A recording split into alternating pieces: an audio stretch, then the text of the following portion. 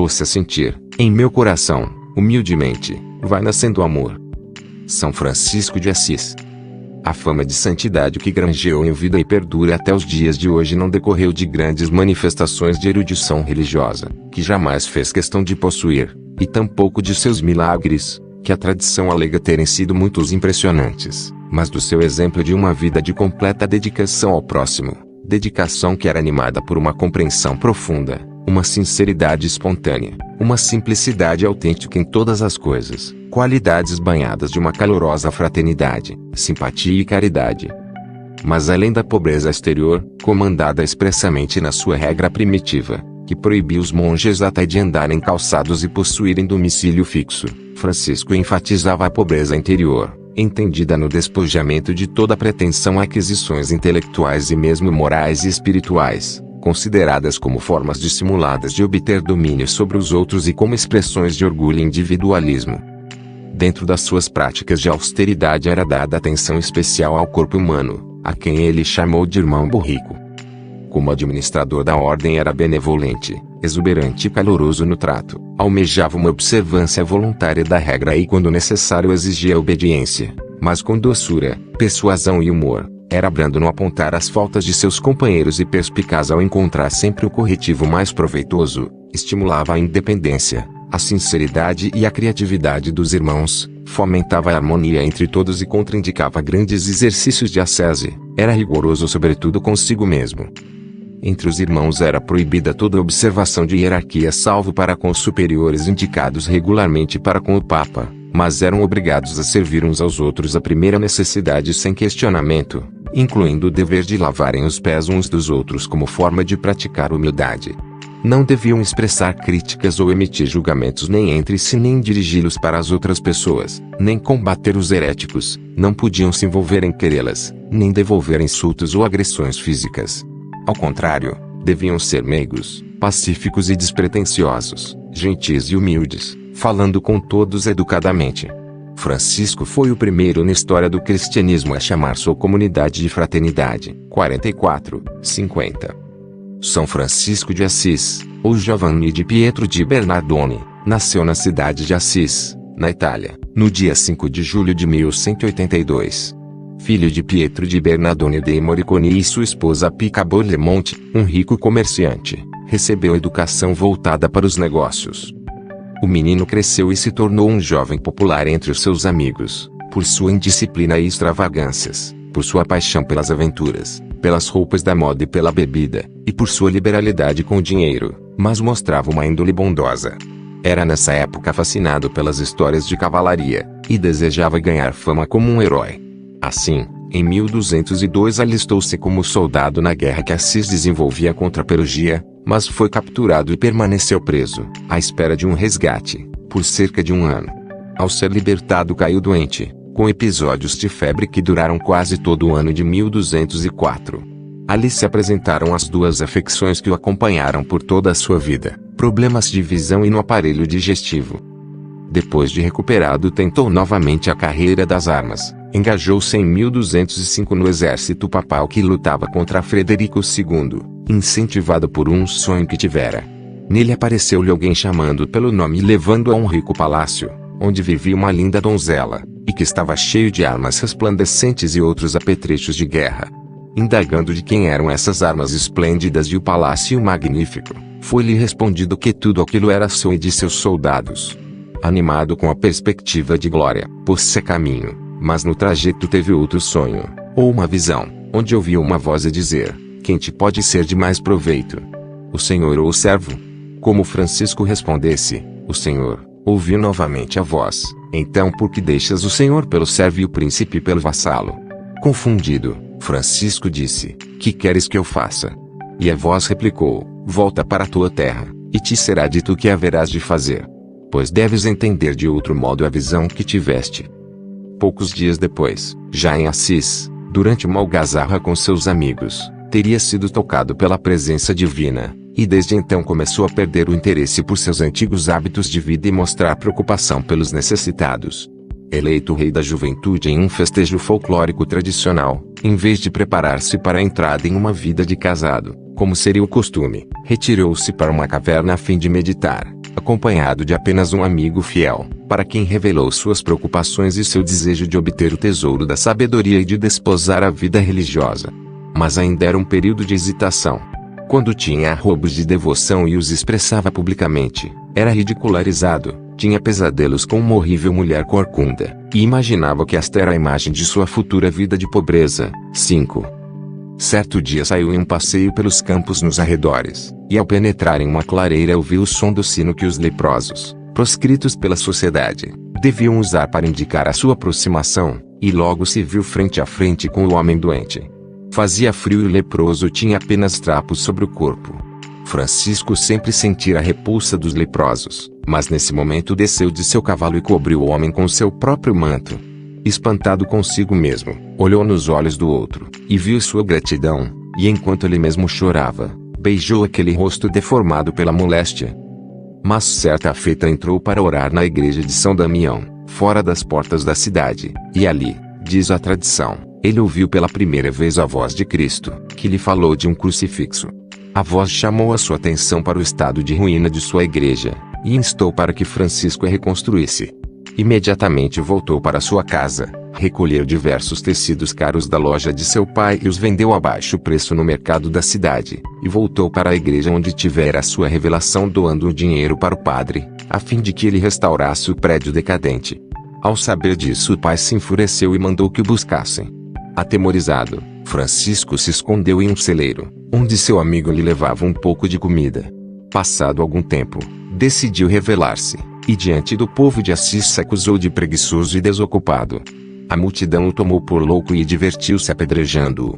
O pai ouviu o tumulto e o recolheu para sua casa, mas o acorrentou no porão. Alguns dias depois sua mãe, por compaixão, livrou-o das correntes, e Francisco foi buscar refúgio junto ao bispo. O pai seguiu e o acusou de dissipador de sua fortuna, reclamando uma compensação pelo que ele havia tirado sem licença de sua loja. Então, para a surpresa de todos, Francisco despiu todas as suas belas roupas e as colocou aos pés do pai, renunciou à sua herança, pediu a bênção do bispo e partiu, completamente nu, para iniciar uma vida de pobreza junto do povo, da qual jamais retornou. Frases de São Francisco de Assis. Comece fazendo o que é necessário, depois o que é possível, e de repente você estará fazendo o impossível. O que temer? Nada. A quem temer? Ninguém. Por quê? Porque aqueles que se unem a Deus obtêm 3 grandes privilégios: onipotência sem poder, embriaguez sem vinho e vida sem morte. Apenas um raio de sol é suficiente para afastar várias sombras. Ninguém é suficientemente perfeito, que não possa aprender com o outro, e ninguém é totalmente destruído de valores que não possa ensinar algo ao seu irmão. Francisco, tomando ao pé da letra o que o crucifixo de São Damião ordenara, iniciou sua nova vida como pedreiro, ajudando a reconstruir diversas igrejas nos arredores de Assis, esta de São Damião, a de São Pedro e a da Porciúncula, que segundo São Boaventura era a que ele mais amava. Nela descobriu, em 1208 ou 1209, na leitura de uma passagem do Evangelho de Mateus, as linhas gerais que orientaram sua vocação. Ide, disse o Salvador, e proclamai em todas as partes que o reino do céu está aberto. Vós recebestes gratuitamente, dai sem receber pagamento. Não leveis nem ouro, nem prata nem cobre em vossos cintos, nem um alforje, nem uma segunda túnica, nem sandálias, nem o cajado de viajante, pois o trabalhador merece ser sustentado. Em qualquer vila em que entrardes procurai alguma pessoa digna, e hospedai-vos com ela até partirdes. E quando entrardes em uma casa, saudai-a. Se a casa for digna, desça sobre ela a vossa paz, mas, se não for digna, torne para vós a vossa paz. 8. Dessa forma, de devoto passou a ser missionário, e começou a pregação da palavra divina, fazendo seus primeiros conversos, entre eles Bernardo de Quintavalle, um rico burguês de Assis, que vendeu tudo o que tinha para dar aos pobres, Pietro Catani, que foi mais tarde seu sucessor na ordem, e o irmão Giles. Nesse período inicial, segundo Celano, teve uma revelação do futuro brilhante de sua ordem, e ao mesmo tempo das provações que estavam pela frente. Tendo reunido mais um grupo de seguidores, dirigiu-se para Roma a fim de obter do Papa a autorização da primeira regra para a fundação de sua ordem, a chamada regra primitiva, que prescrevia uma pobreza absoluta para os monges e para a ordem, e imitação literal da vida de Jesus Cristo e seus apóstolos conforme narrada nos evangelhos, que não possuíam nada pessoalmente nem em comum. Lá chegando, sujos e vestidos pobremente, foram ridicularizados pela corte de Inocêncio III, que mandou não aborrecê-lo com sua regra, considerada excessivamente rigorosa e impraticável, e que fosse pregar entre os porcos. Tendo feito num chiqueiro próximo, coberto de lama, voltou para o Papa, que refletindo um momento, decidiu recebê-los em uma audiência formal depois que se lavassem. Francisco e seus amigos se prepararam então para esse outro encontro, conseguindo o apoio de prelados eminentes para sua causa. Segundo os relatos antigos, nesse inteirinho Inocêncio teve um sonho, onde viu a Basílica de São João de Latrão prestes a desabar, apenas sustentada por um pobre religioso, que ele interpretou como sendo Francisco. Com a recomendação favorável de alguns conselheiros e com o aviso recebido em sonho, Inocêncio finalmente autorizou a regra, mas não por escrito, nem outorgou o estatuto de ordem maior ao grupo, apenas permitiu que pregassem e dessem socorro moral às pessoas, mas acrescentando que se eles conseguissem frutos de seu trabalho, voltassem a ele para que sua situação fosse completamente regularizada. Contam os cronistas que, em regresso, Francisco aconselha um bando de pássaros, reunidos em seu redor e quedos de atenção, a darem graças ao Criador pela vida boa que haviam recebido gratuitamente, tendo o dom de voar, uma voz canora, um rico traje de penas para cobrir seus corpos e comida farta sem exigir o trabalho de produzi-la. Oração de São Francisco de Assis. Senhor, fazei-me instrumento de vossa paz. Onde houver ódio, que eu leve o amor. Onde houver ofensa, que eu leve o perdão. Onde houver discórdia, que eu leve a união.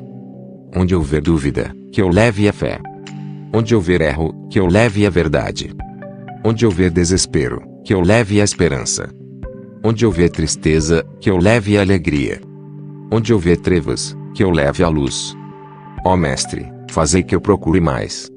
Consolar, que ser consolado. Compreender, que ser compreendido. Amar, que ser amado. Pois, é dando que se recebe. É perdoando que se é perdoado. E é morrendo que se vive para a vida eterna. Amém. Chegando a Assis, instalaram-se em uma cabana no campo, onde se dedicaram ao cuidado dos leprosos, ao trabalho manual e à pregação, vivendo de esmolas. Logo a cabana se tornou pequena para o crescente número de irmãos, mas o abade do mosteiro beneditino do Monte Subásio lhes concedeu em fins de 1210 o uso da capela da Porciúncula e de uma terra adjacente. Entre os novos amigos de Francisco estavam o irmão Leo, seu futuro confessor e amigo inseparável, o irmão Rufino, que segundo a lenda pregava até dormindo, o irmão Junípero, o irmão Maceu e o irmão Iluminato. Nesse período sua pregação já alcançara toda a região em torno, mas não eram sempre bem recebidos. Em 1212 a ordem foi enriquecida com a primeira mulher, Clara do Freduti, a futura Santa Clara, fundadora do ramo feminino dos frades menores, as Clarissas, que logo trouxe suas irmãs, a quem foi dado o uso da capela de São Damião. No mesmo ano fizeram sua primeira tentativa, frustrada, de evangelizar os sarracenos na Síria, mas não conseguiram chegar ao seu destino e acabaram voltando a Assis com grande dificuldade. Durante a viagem de navio, conta a tradição que o santo fez o milagre de pacificar uma tempestade e de multiplicar a comida dos marinheiros, que terminava. Nessa época seus milagres foram numerosos. Em Ascoli curou enfermos e fez muitas conversões. Em Arezzo os arreios de um cavalo que ele havia tocado curaram uma mãe em perigoso trabalho de parto. Em Narni curou um paralítico. Em San Gimignano expulsou demônios. E em Gubbio pacificou um lobo que assolava a região, entre muitos outros prodígios. Sua fama como santo já se espalhava, e recebeu em doação o Monte Alverne para que erguesse ali um refúgio para os irmãos. Em 1214 se dirigiu para o Marrocos para pregar entre os mouros, mas só pôde chegar à Espanha, onde caiu doente, mas outros irmãos prosseguiram. 12. Em 1219, durante a Quinta Cruzada, foi ao Egito, encontrou-se com os cruzados que assediavam Damieta, profetizando sua derrota. Em seguida manteve uma entrevista com o sultão Ayyub da Al-Kamil que, impressionado, ao fim da visita pediu que Francisco orasse para que Deus lhe mostrasse a forma de cultuá-lo que fosse de seu agrado e permitiu que pregasse entre seus súditos. 13. Dali passou para a Palestina, peregrinando pelos lugares santos, onde recebeu a notícia de que os irmãos no Marrocos haviam sido martirizados, e que a comunidade em Assis, na sua longa ausência, estava em crise. Voltou à Itália e passou por Roma a fim de obter ajuda do Papa.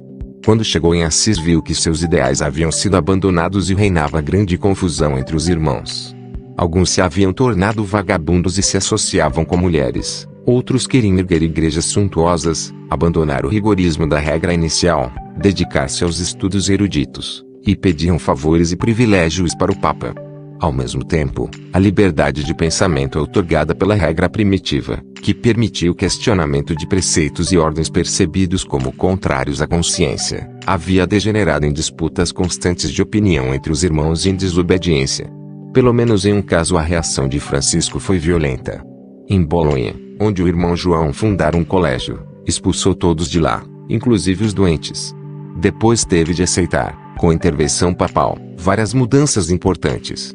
Foi estabelecido o período probatório de 1 ano para novos candidatos. Um representante do Papa foi indicado governador e corregedor da ordem, e Francisco passou a administração da comunidade para o irmão Pietro Catani, logo substituído pelo irmão Elias, enquanto que Francisco permanecia apenas como guia espiritual. Foi criada a Ordem Terceira para os irmãos leigos, foi autorizado o estudo avançado de teologia, e o Francisco elaborou uma segunda regra, em 1221. Tentando torná-lo mais clara e inequívoca possível.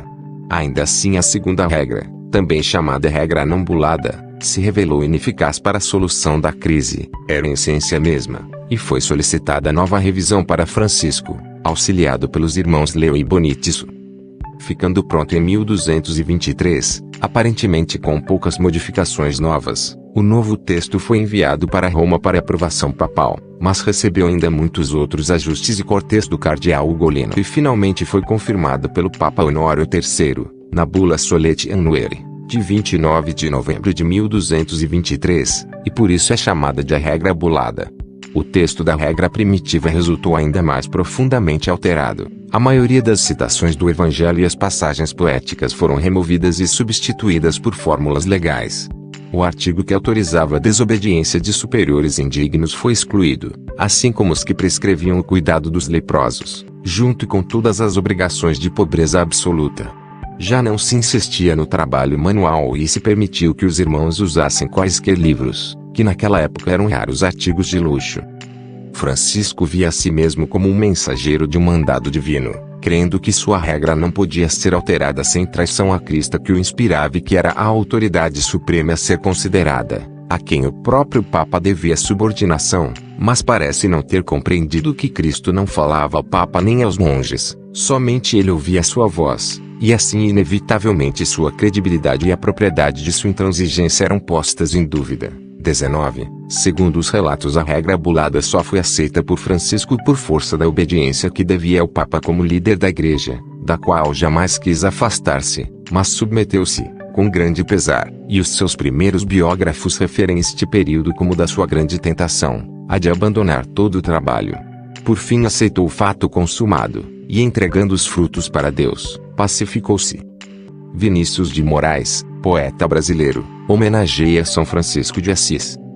Lá vai São Francisco pelo caminho, de pé descalço, tão pobrezinho, dormindo à noite, junto ao moinho, bebendo a água do ribeirinho.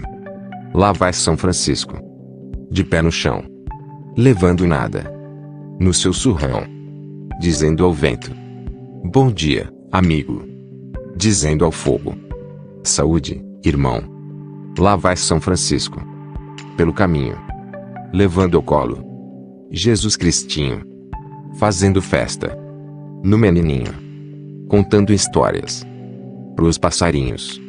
Seus anos finais foram passados em tranquilidade interior, quando, segundo seus biógrafos primitivos, seu amor e compaixão por todas as criaturas fluíam abundantes, ao mesmo tempo que ele experimentava repetidas visões e êxtases místicos, fazia outros milagres, continuava a percorrer a região em pregações, e multidões acorriam para vê-lo e tocá-lo. No Natal de 1223 foi convidado pelo senhor de Grexo para celebrar a festa numa gruta com pastores e animais, desejando recriar o nascimento de Cristo em Belém, sendo a origem da tradição dos presépios. Às vezes, o irmão leu, em segredo, o observava e, por mais de uma vez, testemunhou seus êxtases e viu parte das visões que o santo via.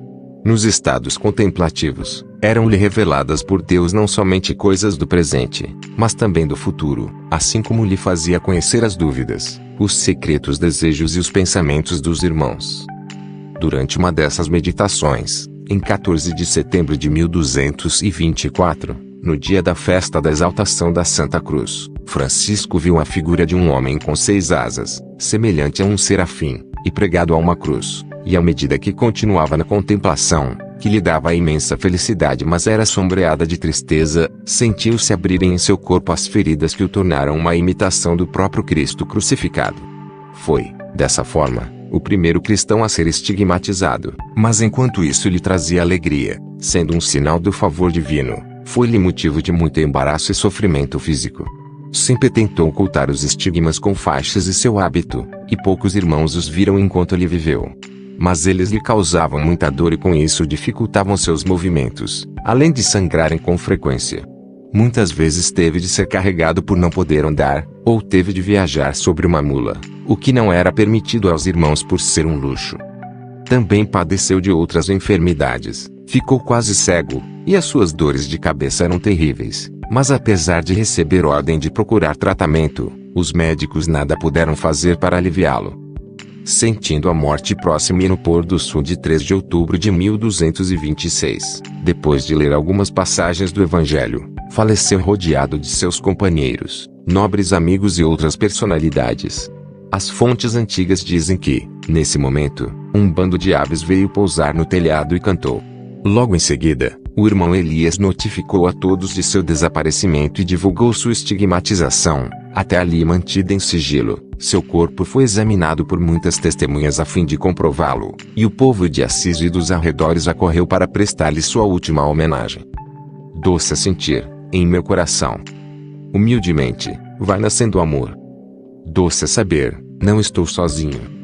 Sou uma parte, de uma imensa vida. Que generosa reluz, em torno a mim. Imenso dom, do seu amor sem fim. O céu nos deste, as estrelas claras. Nosso irmão Sol, nossa irmã Lua. Nossa mãe Terra, com frutos, campos, flores, o fogo e o vento, o ar e a água pura. Fonte de vida, de tua criatura. Imenso dom, do seu amor sem fim. Que Deus abençoe a todos nós.